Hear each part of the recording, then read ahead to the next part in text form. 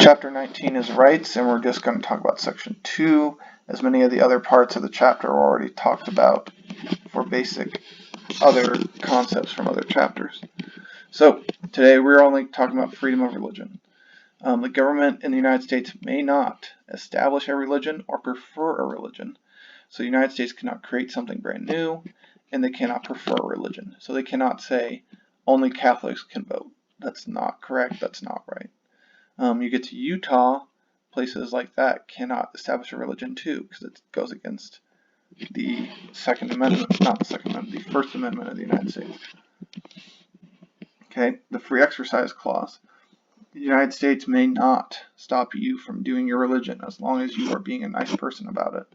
So, in the United States, you cannot ban someone's religion unless it harms someone else's right to do something. So, unless you're committing blood sacrifice, you're probably going to be able to do your religion. There are some Native Americans in this country who have peyote, which is similar to marijuana, where it's a psychedelic. It's completely illegal in this country. However, if you're part of that religion and you are a Native American, you are allowed to do that as part of your religion, even though it is against some other rules that America has. Okay, separation of church and state. This is something that you will hear a lot of in college. You've probably already heard of online. A lot of atheists or a lot of people that hate religion really love to say this is the most important thing of America. It's a very favorite catchphrase of anti-religion atheists and secularists. However, this is a principle of America that's been talked about a lot. It is not an amendment into the Constitution. It has nothing, it's not even really stated in the Constitution. So some of these people think that religious things have nothing to do with government. They can. And they can be a part of government in some ways as long as they aren't stopping people from being atheists or another religion. So almost all religious organizations are tax exempt. You will get some people who hate religion say that churches should have to pay taxes on the money they get. The government doesn't make them do that, mostly because most religions actually give a lot of good help to the society, and people usually are forced, or not forced, but usually are asked to give money to the religion in one way or another, and that they usually do great things in the community. Okay, religious chaplains serve in the military for religious guidance, so you will see a lot of like priests and rabbis and other people will be part of the U.S. military even though they're religion. So if we had separation of church and state, that would never be allowed. There's also the idea of you cannot separate the church from the person. You cannot separate a person from the government. So they have had some places like, I know when I went to Wayne State College, they allowed a nun to teach a class or two in the sociology, psychology department. And she would wear her religious habit. She'd be known as Sister, whatever her name was. And it was quite interesting. She was a Wayne State professor, yet also a Catholic nun. Okay, public officials often swear in on a Bible, which wouldn't make a lot of sense to atheists who might hate that. But it's allowed. It's whatever you think is worthwhile. Okay, American money and the Pledge of Allegiance reference God, which some people dislike, but there's not really going to be that big of a deal. Okay, and then lastly, we'll talk about schooling and religion, and this is important, especially if you think of your education as Catholic students. Catholic schools in America take on a segregated form due to how public schools function.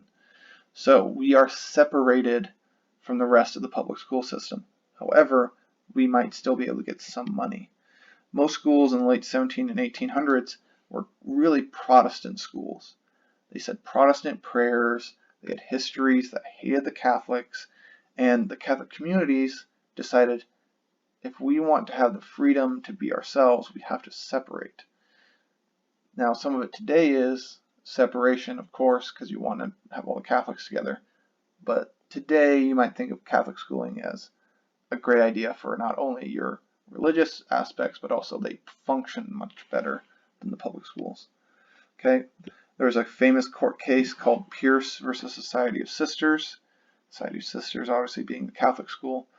It was held unconstitutional that school attendance be mandatory. So, in the United States, and this does not even talk about Catholic schools, so if you're a private school person or a person that is a homeschooled person. Some states, if they hated Catholic schools and hated homeschooling, they would say that you must attend public school and that it is the law. However, since 1925, it has been proven you cannot force people to do that. As long as you are educating your children, it's fine. Education is solely the determination of the parent, and as long as someone is teaching your child, everything's fine. Doesn't mean it's going to be free, but you don't have to send your kids to public school, because some people would argue that public school is anti-religious in some ways, because obviously when you take out all the religious families out of the public school, it's not nearly as religious as it might have been. Okay, here are some ways that Catholic schools can get help. It's based off of many opinions. Non-public school students can receive help from the government. Depends on the area. Nebraska has more help than some other states. As long as it does not support religion and it helps the children specifically, that is fine. So you can get buses. So buses that take kids to the school, that is fine because you are just transporting the children. You're not technically helping the school. SPED support, so if there's special education, you'll have like Aquinas actually has Mrs. McMahon and Mrs. Darrow. They actually help out Aquinas and David City Public. So because some of those kids would not be able to receive special education at Aquinas without the government's help, they do allow some people to work for both schools.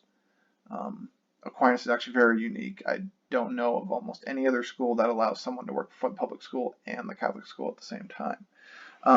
Playgrounds also have been allowed recently. There was a initiative in another state where they were going to open up a lottery to schools to make new playgrounds so it would be safer for kids because they wanted kids to be safe. A lot of playgrounds were old, cement, and they were not safe for children. A Catholic school won playground money, but then an atheist league or a public school group wanted to sue because they said, well, that's helping out the Catholic school. And if you help out the Catholic school, that's just hurting the public school system.